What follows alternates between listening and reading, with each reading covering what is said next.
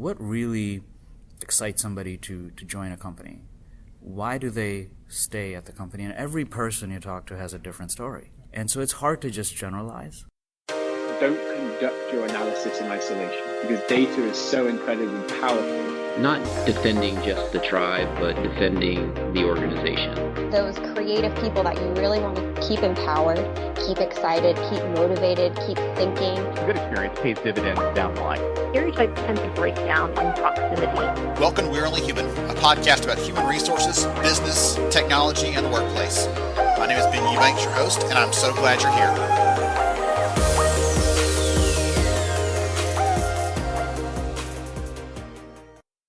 Hey everyone, it's Ben. I recorded this episode at the last live event, which seems like 1,000 years ago now, prior to travel shutting down due to COVID-19, with Amit Parmar, who's a talent and HR leader from Unisys. I had the honor of hosting a panel at the IAMPHENOM event with Amit and other executives from Merck, Hilton, and more. We looked at how AI is going to change the work we do and how it's not going to change a single thing.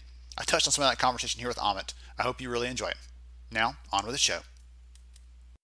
Hey, this is Ben Eubanks, host of We're Only Human. Really glad to have you here today. We're going to have a fun conversation. I'm excited about it. My guest has already told me a few minutes ago he is passionate about the topic, and so you will pick that up very quickly. So we're actually here in Philadelphia this week at a conference and have been talking a lot about talent experience, what that looks like. And I had the chance yesterday to lead a panel with a handful of superstars on it. And one of those panelists is actually here today. His name is Amit Parmar. He's one of the talent leads over at Unisys. I'll let you give us the actual title, but Sure. Welcome, Amit. Sure. Thank you. Thank you so much, Ben, and just excited to be here with you. I'm Amit Parmar, as you said. I work for Unisys Corporation, about 20,000 associates, give or take, about $2 billion in revenue at the moment. We're based right here outside of Philadelphia, and it was an exciting conversation yesterday around how AI and automation is here, and is certainly changing the way we work and how we think about work. Yeah, absolutely. So when you're not at work, when you're not thinking or writing or sitting on a panel, talk about AI, what do you like to do? I'm a big sports fan, so actually very big on NFL. All right. I love playing fantasy football. I do volunteer, so I actually coach flag football, U8, awesome. With my son. And of course, just really, staying on top of what's going on around the world.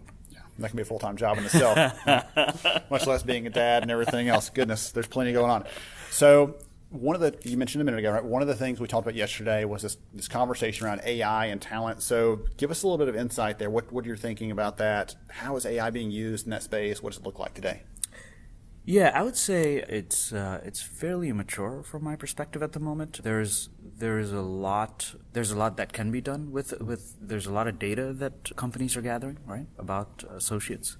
You take a look at engagement surveys, and of course it's all anonymous data, GDPR compliant and all of that. But what I do believe with the advancements in technology and the need for more transparency from our associates and the workforce in general, what I really see happening is we are now able to really start to look at the overall experience, right, backed by data. And now where I do see, from a talent perspective, AI kind of helping talent as well as business leaders, is to start to look at and pinpoint those areas where we can, frankly, as we talked yesterday, we can be more human, where we start to really get at, okay, what really excites somebody to join a company? Why do they stay at the company? And every person you talk to has a different story. And so it's hard to just generalize. That it's okay to generalize that this is what the company's about, but when you get to the personalized level, everybody has a different story. So the challenge we have on our hand is how do we start to take a look at kind of signals that people, just like you and I, are constantly providing, right? Feedback loop, if you will. And how do you start to take a look at that? And that's where I think AI still needs to get a little more mature. Mm-hmm. And so that's kind of my view with AI and talent in general. It's funny because I think back to the time where I was at a much smaller company, but in the same seat, right, leading the function and dealing with the people. And the things that I thought were the most impactful, like we're really developing great leaders, and we're bringing on that talent that it wasn't a quick phone call and they quickly accept. Right? We had to woo them and bring them in and get them introduced to our culture. Those kinds of things, very high touch, and you can't scale that up easily. Right? I don't know about you, but I have yet to meet a company with unlimited budget to do that. But AI helps us do those kinds of things because it can get rid of some of the minutia, the grunt work I like to call it, those things that pull us away from those more strategic activities and allow us that free time to do those things. Absolutely. I totally agree with you, Ben. And I think what's happening is when you look at personas, you have the HR leaders, you have the business leaders, you have line managers, and then you have customers, external customers. So when you start to kind of look at those personas, I would actually argue that all of those personas are being impacted by AI, right? And how do you really start to map, if you will, how those jobs or the work or the expectations are evolving, right? And I've yet to see, and I'm not saying we have all the answers, but I've yet to see kind of the evolution of mapping out those personas in depth, where we can say, okay, if I'm a recruiter, this is really how my job is going to change. If I'm a sourcer, to speak in the HR language now, right? Mm-hmm. This is how AI is going to help me to be kind of superhuman, if you will, right? And we could get to kind of in-depth discussions about each of those personas. I do see even the manager, or we call it the leader within the Unisys construct. I do see the leader's role evolving as well with help from AI. So, imagine predictive analytics where you have a team, you look at your team skill set, performance feedback loops that the leader doesn't even have to provide one-to-one on a regular basis. Kind of AI is doing that for the leader. Because there's so much data, like I said before, is generated by people and knowledge workers, as well as just the workforce in general. And so the way I see, and again, this is my opinion only, not Unisys, but my opinion is that the leader's role will kind of more evolve into, frankly, being kind of the people champion, where they're really understanding what really drives that individual and helping them through the career journey it may be, or really being passionate about their careers, helping them out through the process, right? Versus spending time on, hey, I've got to approve expenses, I got to look at time and attendance sheets, all of those kind of mundane tasks, which to be honest, in my view, are check in the box, which we believe AI can easily kind of take over, to really allow the leader to be a leader. And again, to allow HR professionals to also really connect the dots with the people. What about the change management aspect of that? Are the leaders going to be worried about, again, I'm not speaking about your company, but more generally, right. A lot of leaders are not great people managers. Right? They're not good at focusing on the talent. They're great at whatever job they're doing technically, but they don't always focus on how to develop and grow their people.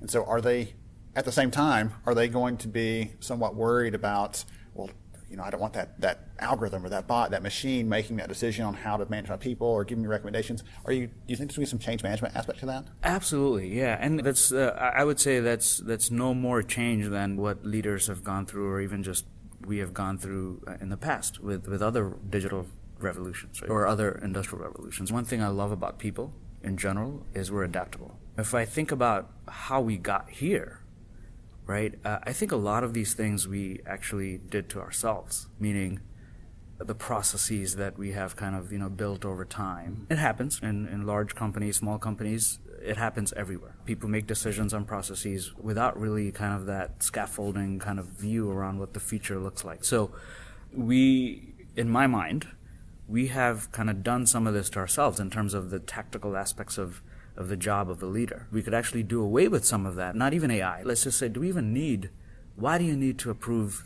why do you need 3 management changes to approve a $500 spend, right? So there is that bit of it, and it is a cultural kind of shift at the company level as well as just frankly at the global level, right? How do you really start to, number one, do away with things that you don't need, so what I call kind of asset light kind of a model. And number two, what we do need, really question why we need it. Is it a legal requirement, or is this something that we've imposed on ourselves and frankly taken away the true meaning of people leadership. Yes. Right? I do think it's not late. I do think we can go back to kind of basics of connecting with the people.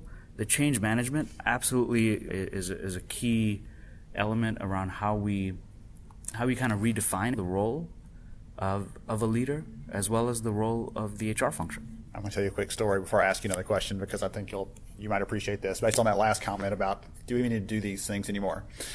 The first HR job I ever had was as glamorous as probably everybody's first HR job, right? I was pushing paperwork and filing and all the other fun stuff. And after I'd been with that company for a few years, I found another role somewhere else. And I let them know. And so we all sat down as a team of 6 or 8 HR people to talk about what's going to happen to the stuff that Ben was doing when Ben leaves. And ultimately the decision, as painful as it was for me to sit there for an hour and watch this debate, they're like, we really don't need to do that stuff anymore.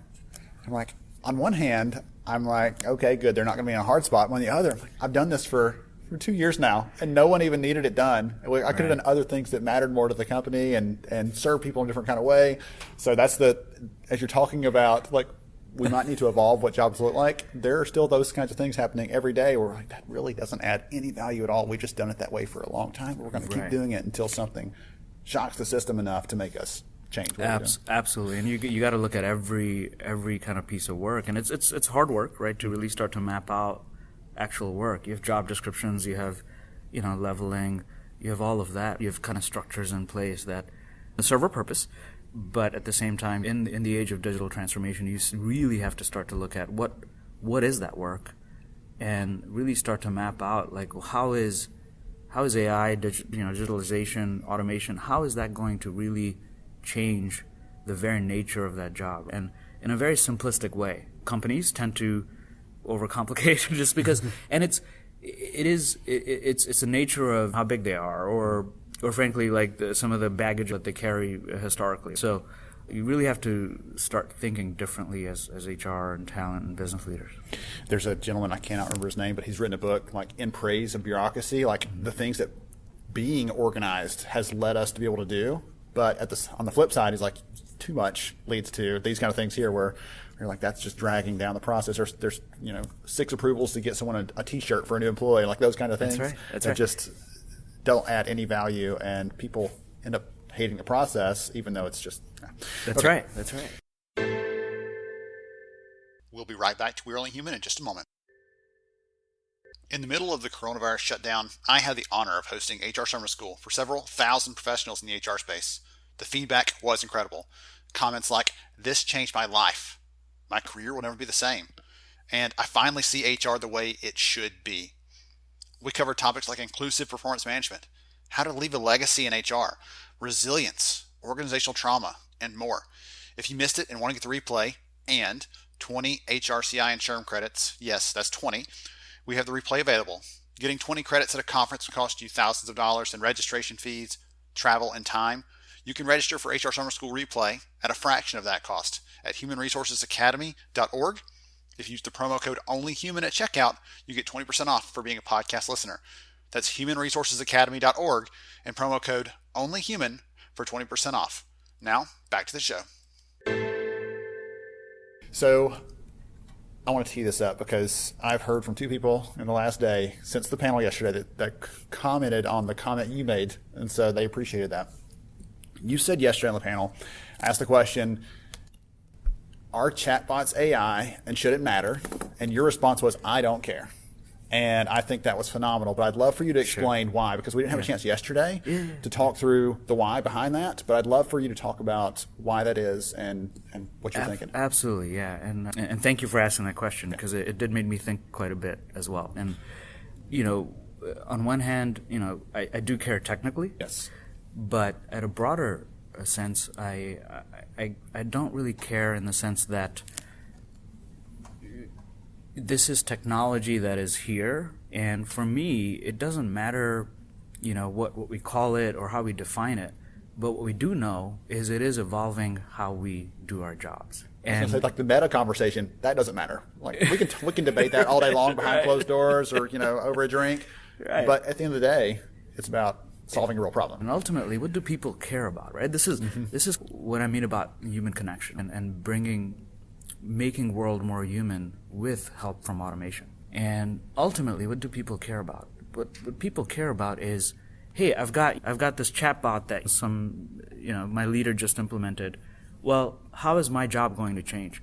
And that's a conversation I think we need to be having, and really starting to, as I said earlier, really starting to map out where do you have critical competencies in the company that are going to be the drivers of that organization, or the world for that matter. If you're a government, where do you have your critical infrastructure and your competencies? And then really start to map out, okay, what does this really mean if we were to either automate, or you call it, right? But ultimately, the way I view AI is really, I view it automate. I call it automation. I call it analytics, deep insights, ability to make decisions. Ultimately, you can combine all of that and just basically, in very simplistic terms, essentially say we're going to use technology to make our society and people better. I love that. I love that. That's a great way to wrap it up today. So if someone wants to learn more, wants to follow you, wants to connect with you, see the kind of things that you're writing, because you write for Forbes sometimes, yes. Right? I know you got a piece coming out pretty soon. How can someone follow you? What's the best way to do that? Yeah, and thank you. Yes, I've got a Forbes article coming up. It's actually titled Human Connection in the Age of AI and Automation. Sounds familiar. Absolutely, and it's very much related to your book as well, Ben.